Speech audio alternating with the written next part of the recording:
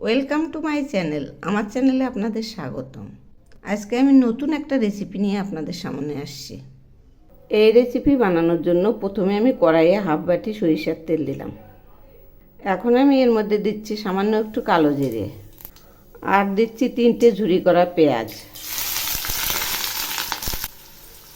এই পেঁয়াজগুলো একটু হালকা করে ভেজে নেব। এবার আমি এর মধ্যে দিচ্ছি একদম মিহি ঝুরি করে নেওয়া ঝিঙ্গা, সেই সঙ্গে দিচ্ছি স্বাদ মতো লবণ, আর দিচ্ছি সামান্য একটু হলুদ। এগুলি একদম হালকা করে ভেজে নেব। এগুলি ভেজে নিচ্ছি এই কারণে ঝিঙ্গের ভিতর জল থাকে, লবণ দেওয়ার পর সেই জলটা বেরিয়ে যায়। এই জলটা শুকানোর জন্য একটু ভেজে নিচ্ছি। ভাজা হয়ে গেছে, একদম হালকা করে ভেজে নিয়েছি।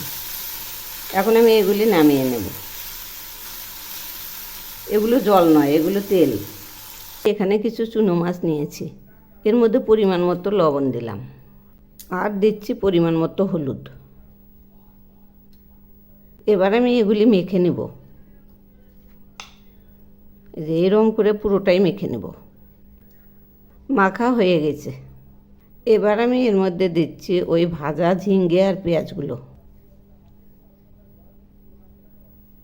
আর দিচ্ছি 2 চামচ সর্ষে বাটা।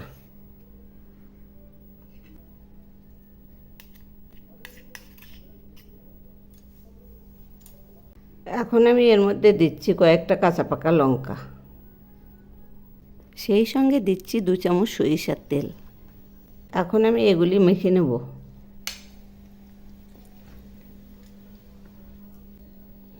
এরকম করে সবগুলোই মেখে নেব।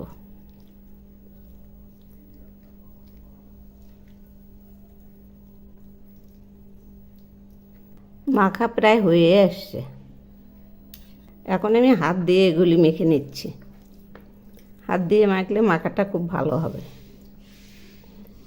দেখুন কত সুন্দর হয়েছে, মনে হয় এইরকমই খাওয়া যাবে। এগুলি সরিয়ে নিচ্ছি। এখন আমি এখানে একটা কচি কুমড়োর পাতা নিয়েছি, এই পাতার বোটাটা কেটে নিয়েছি। এখন আমি এই পাতাটা উল্টে নিচ্ছি। এই যে এইরকম উল্টে নিলাম। এই মাখাটা এর মধ্যে দিয়ে দিচ্ছি। এই যে দেখুন এইরকম করে নিলাম। এবার আস্তে আস্তে ভাজ করব। এই যে দেখুন এইরকম করে ভাজ করছি। এবার এই পাশটাই করলাম। এখন আমি এইরকম করে নিচটা ভাজ করে দিচ্ছি।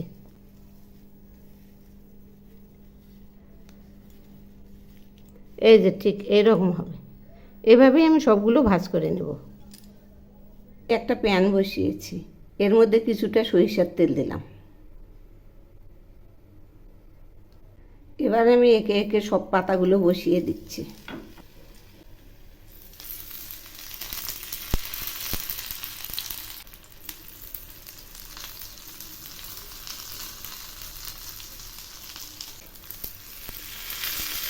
সবগুলোই বসে গেছে।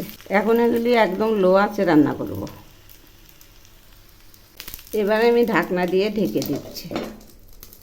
3-4 মিনিট পর ঢাকনাটা খুলব। দেখুন একটু একটু করে ভাপ উঠছে। এবার ঢাকনাটা খুলে দিচ্ছি। এগুলি এখন একটা একটা করে উল্টে দেব।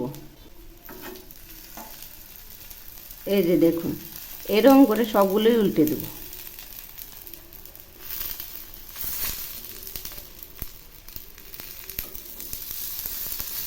এভাবেই বাকিগুলো উল্টে দেব। সবগুলো উল্টে দিয়েছি, আবার একটু ঢেকে দিচ্ছি। এখন আমি ঢাকনাটা খুলছি। এগুলি আবার একটু উল্টে দিচ্ছি। এরকম উল্টে পাল্টে ভেজে নেব। এই পাতাগুলোও কিন্তু খাওয়া যায়, এগুলি একদম কচি পাতা। এভাবে বারবার উল্টে পাল্টে ভেজে নেব। এগুলি প্রায় হয়ে আসছে, আর একটু হবে।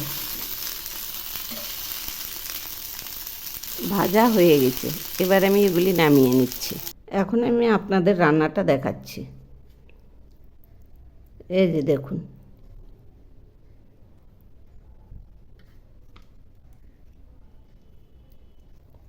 এই যে এইরকম হয়েছে।